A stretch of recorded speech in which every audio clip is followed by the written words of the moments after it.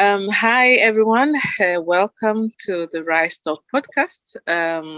Today is quite a special setting where I'm having the video podcast for the first time because I've been encouraged by a wonderful woman, Na Alote. So, yeah, today I am going to discuss about the relationship between domestic violence and child abuse. And with me, I have a wonderful woman, as I said, also an expert on child or children's welfare and gender equality and women's rights and a lot of things. It will be wise if Na will speak for herself. Na, I am very honored to have you. It's been a long time waiting on the podcast and to discuss this very sensitive and important issue of the relationship between domestic violence and children's abuse. Because normally we overlook, we think that when domestic abuse or violence happens at home, children can be spared from it because perhaps they're not the target. But then we are going to learn from you what are the relationships and what can happen. So first of all, can you spend like 1 or 2 minutes to tell us about you and your expertise? Welcome. Thank you, Ashira. My name is Na Alote. I am from Ghana and I live in Norway. I've been living here for the past 7 years. I have a master's degree in gender and development, and I have a bachelor in political science and in social work. My social work degree is from Norway. I'm a mother. I have always been interested in women's rights, gender rights, children's rights. And when I came to Norway, I kind of had to transfer the knowledge and the resources that I had to be able to fit into this context. And so taking a bachelor in social work also gave me the Western perspective surrounding these issues. So you will notice that throughout the podcast, when I answer questions, I'm going to use my African brain and my Norwegian brain, as I say, because I have those two experiences and both are necessary to be able to give a complete picture of violence when we talk about violence in general. Yeah, that's a superpower, I'll call it, having two cultures, perspective, and knowledge and experience. Yeah, so as I've mentioned, today we are discussing about how domestic violence affects children. There is a relationship between there is a relationship between domestic violence and child abuse. Researchers have long been aware of the link between domestic violence and child abuse, even if children witnesses to act of violence and not the intended targets. They can be affected in some way as children who are physically, emotionally, or sexually abused. Since domestic violence is a pattern of behavior, not a single event, episodes may become more severe and more frequent over time, resulting in increased likelihood that the children eventually become victims. So now, thank you very much for your rich background and knowledge and expertise on this issue. And I would go straight to my first question. What is domestic violence? I think it sounds like a simple question, which demands a simple, straightforward answer, but unfortunately, it is not. It's so strange and disheartening that human beings all over the world cannot agree on what violence is. And a lot of research shows that violence is defined and described differently across different cultures, across different nations. So to answer that question, the general understanding of what domestic violence is basically violence that happens in the home, in the domestic sphere. So if it happens in the domestic sphere, then I would say that includes children, that includes wives, husbands, family members, basically, because you're limiting it to the private sphere. When you talk about intimate partner violence, then you're looking at where there is a relationship, there's a loving sexual relationship between two individuals, and then there's an aspect of violence. But then again, what is violence? It's a hard question because when somebody hits you, physical assault is what is called, and when it continues, the pattern is violence. It has to be a pattern. It has to be continuous for it to be defined as violence. But then again, you have different types of violence. You have physical violence, psychological, what's it called? Latent, financial. There's all these different levels to it.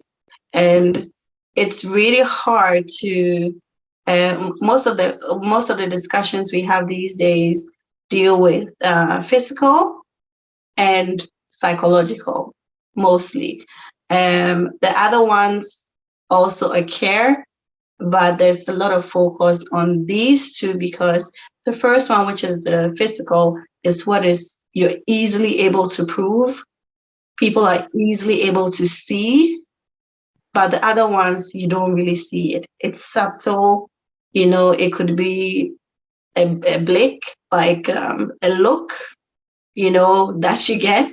So there's so many layers to this. And I think until all nations agree on what the definition of violence is, we are going to have this debate for God knows, forever and ever. And I think it's very sad because if I kind of jump over to this issue with Will Smith slapping Chris Rock, people are trying to justify his action. But to me, it's clearly physical assault. He actually went over there and smacked this guy in the face. And the thing with violence is once you start to justify it, when it's unprovoked and when it doesn't have to do with self-defense, then I think if that's the route you're going to take, then you need to justify all forms of violence. Yeah. And I think that is why Norway has a very strong, policy against child abuse. So in other countries like the US and even the UK, where, just a little bit of spanking and, little bit of acts that parents do on the physical body of the child, you realize that they don't categorize it as child abuse. But in other countries like Norway, it is child abuse. Like you don't have a right to touch anyone, and it also has to do with boundaries or teaching people about their bodies, how to treat themselves, how to treat other bodies, and respecting people's personal space.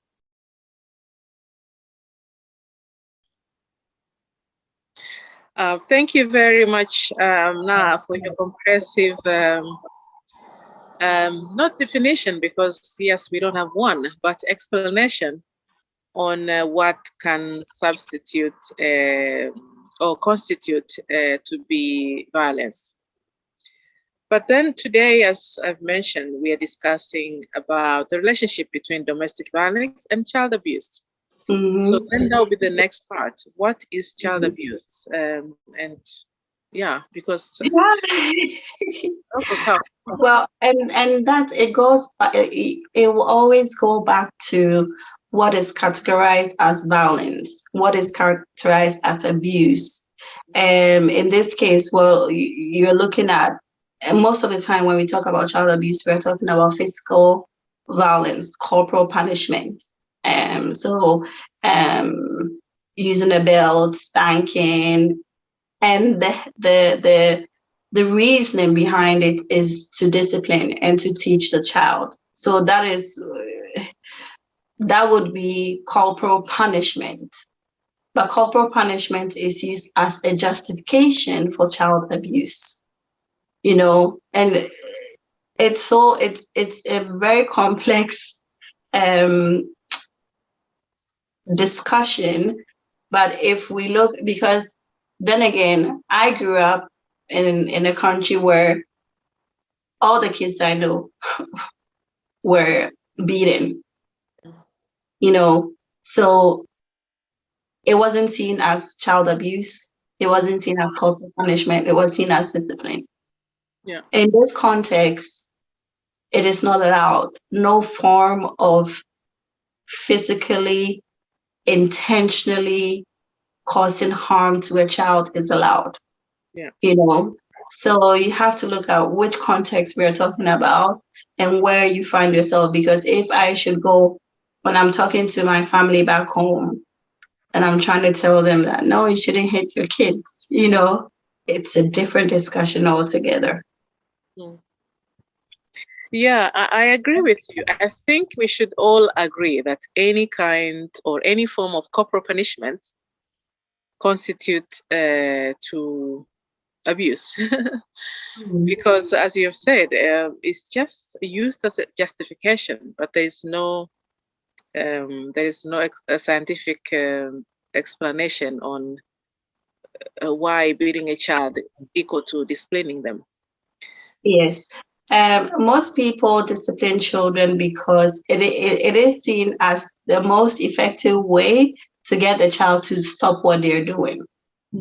And you can connect it to this research, this Pavlov research about learning theory. And I don't want to go into the details, but it has to do with punishment and then training the child. So if you hit the child when they do something wrong, they kind of learn the lesson, and then next time they don't do it.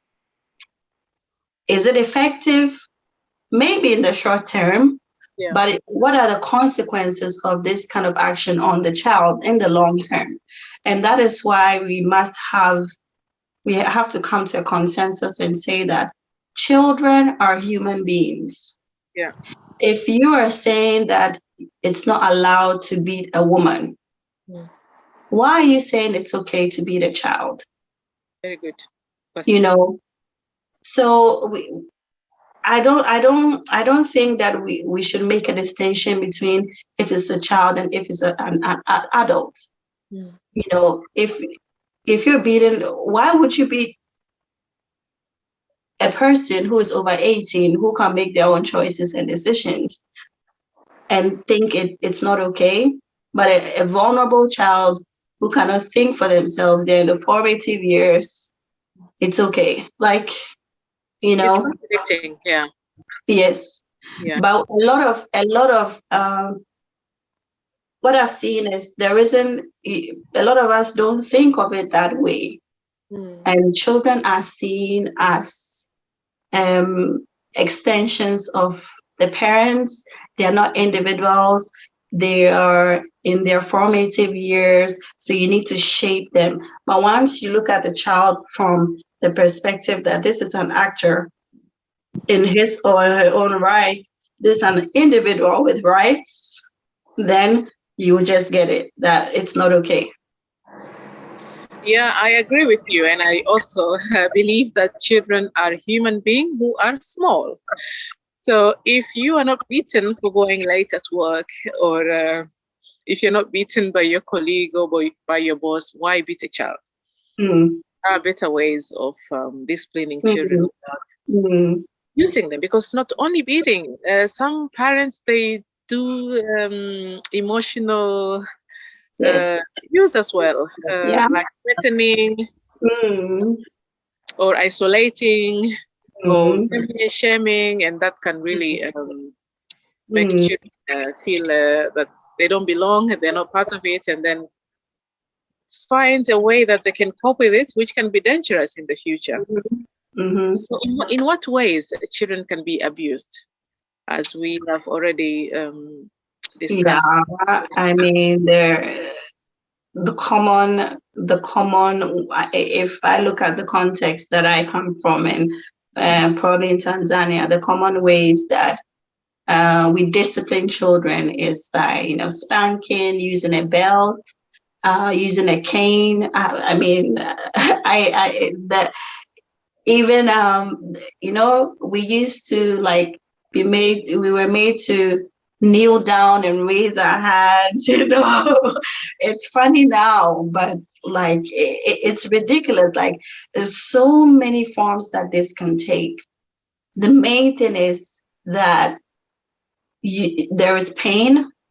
The intention is to cause pain and to hurt and to dehumanize and shame and cause guilt as a way of teaching correct behavior. But, it's not, we just have to agree that we are better than that. We have more information now, we have more knowledge now, and so we need to do better. Because I wouldn't say that people know only what they know. Yeah. They've only learned what their parents taught them growing up. That's how my parents were raised. That's how my grandparents were raised. And it's a whole generational thing. So it's not about pointing fingers at people and saying, well, you're this, you're that, you're that. It's about, now we have information. We have studies that show that this has negative effects on these children when they become adults. So how do we address this issue? Let's find new and better ways of disciplining. Yeah, that's right. So my next question is how domestic violence affects children, especially when they're not the targets, because this is the argument. People say, no, this woman is this and this, or this man, but I love my children. I do whatever they want, blah, blah, blah. But then there is abuse happening at home and children witness. How does domestic violence affect children, even when they're not the targets? Well, I think you're even the best person to answer this, because in one of your podcasts, you used to say that your dad was abusing your mom and you wanted to protect her. So you were running to somebody in the community to come and help. It's a classic example. Children want to protect their family when they see them being abused, because they know that it's wrong. Yeah, imagine, even children know. Yeah. Even children know that what is going on is not right. And they see what happens. They see when adults drink. They see when the behavior changes. They see when there's tension in the house and they are, on their toes and they don't want to make a sound. They don't want to make a mistake because hell is going to break loose, So we can't say, initially, and it goes back to, we now know more about these issues. Initially, we thought, well, children, they don't notice. Now we know that they notice everything. Yeah. And so when you're experiencing domestic violence, intimate partner violence in your house, your kids are seeing it. They pick up things so fast. Yeah. Kids don't like it when adults are arguing. So it's these simple things that will tell you that this is not a situation I should expose my child to, because the child is going to grow up to think that this is the normal. And they are going to expect it from their partners when they grow up. They might also behave in the same way when they have kids, so the consequences carry on throughout adulthood. And generations, yeah. And generations. And it's unfortunate that it is what it is. But again, I am glad that we have the information now and the research now to know that, okay, we need to do better. This is what we've done in the past. Okay, this is how we're going to proceed in the future. Oh, thank you so much. So, my last question is, how can we protect children? For example, I know in Norway, it has one of the best systems, even though also it's not spared from criticism, but they put children's interest first. Whether you are a parent, whether you are a caretaker, it doesn't matter who you are, but if you are abusive to a child, you're being stopped. But in other parts of the world, like Tanzania, no, it's not so good. Children are not protected at all, and it hurts. What can we do? I think it has to do with development and poverty. And because when you live in a country where you don't have dependable institutions, you cannot go to the doctor when you're sick. You have to wait in a long queue. Water is not readily available. It affects how you parent. And to be honest with you, I sympathize and I understand. When I was going to school and I came home dirty, it wasn't a good thing. Why? Because we don't have washing machines. They have to wash by hand. We have to go miles and get water to wash the clothes. Your mom is going to work and coming home. Nobody has time. So they want you to be clean. So I can say it's wrong, but I have sympathy and I understand, because when you don't have the social support system, you don't have the basic amenities, it kind of stresses you also as a parent. That's right. And what do? You put your frustrations on the vulnerable child who cannot defend herself and who thinks that I'm playing. That's what children do. They play, they explore. That's how they learn. So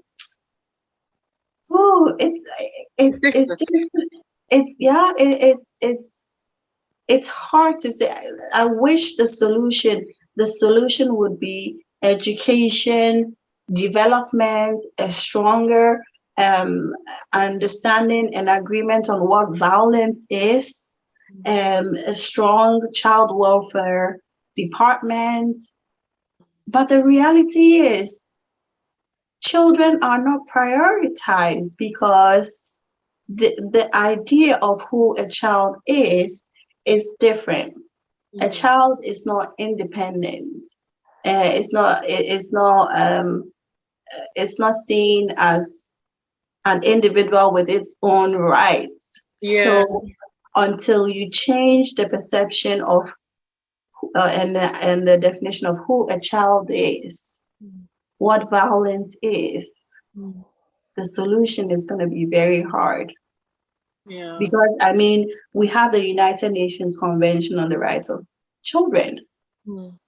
Ghana has signed it. Yeah.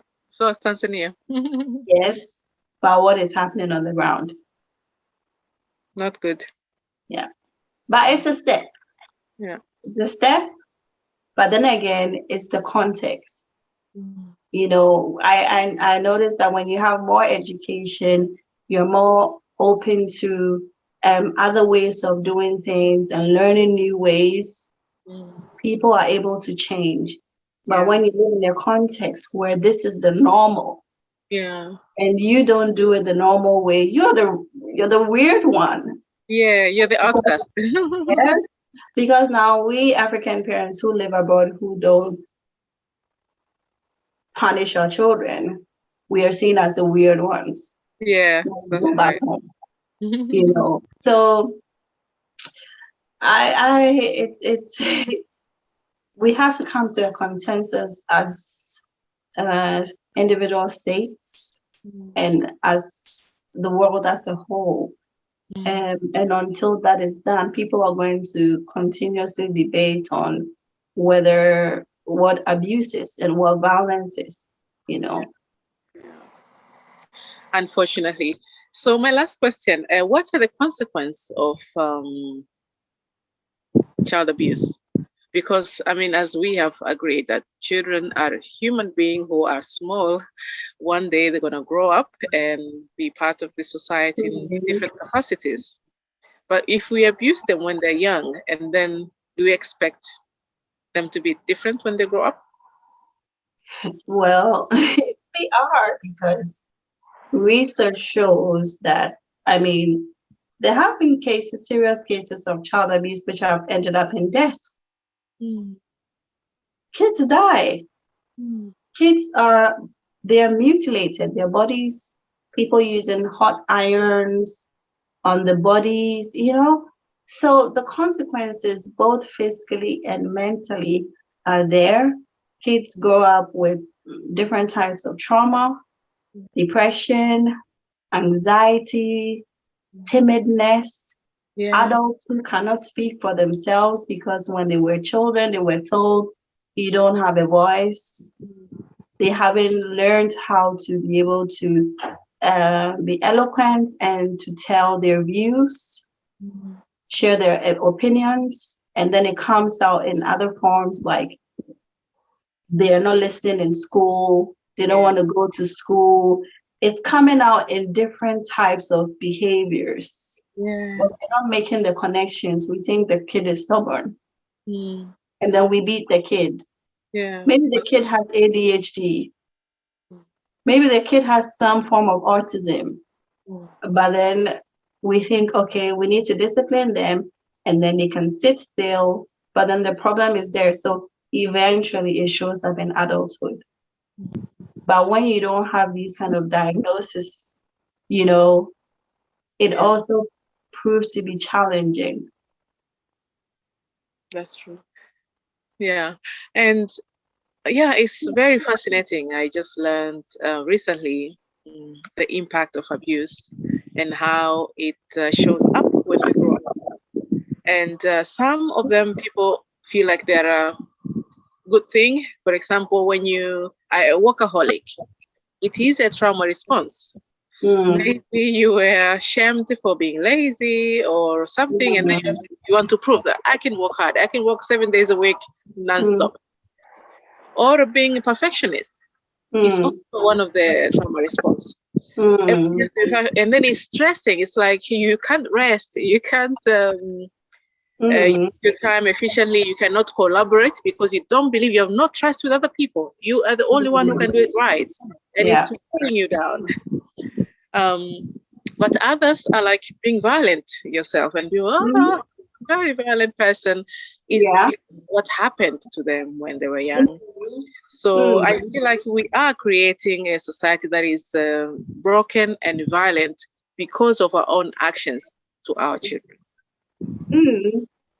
Yeah, it's how we the language we use for violence.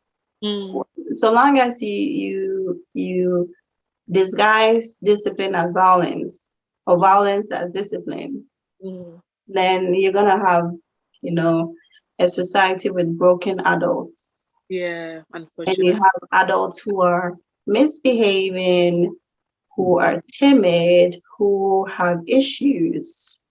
And it's because when, you know, a lot of the stuff that happened to them as children, they didn't deal with it, you know, it causes trauma. And that's why the formative years are so important. And for a child and as parents, we need to protect them and give them the love and the care that they need because they didn't choose to be here. You brought them here and they're here, you know.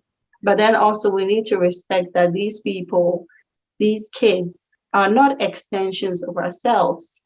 They are their own people, and we need to guide them and teach them better ways of doing things. Being a parent is very hard. Nobody teaches anyone how to be a parent. You learn and you make mistakes and you be better, you know. Yeah. Thank you so very much, Na Alote. This has been very informative. And eye-opening podcast on the relationship between domestic violence and child abuse. And I like what we have discussed, especially the last one, that we need to know that children are their own human beings and not extension of us. And we need to treat them the way we would like to be treated. Because, as I said, would you like to be beaten by your boss or by your friend or by your colleague? If not, then why do it to your child? And there are different forms of violence, and it's not good because you're creating somebody that you wouldn't want to be next to when they grow up. Right. So until next time, thank you very much for joining me today. And I hope, dear listeners, you have learned and enjoyed from the podcast. Bye for now. Bye.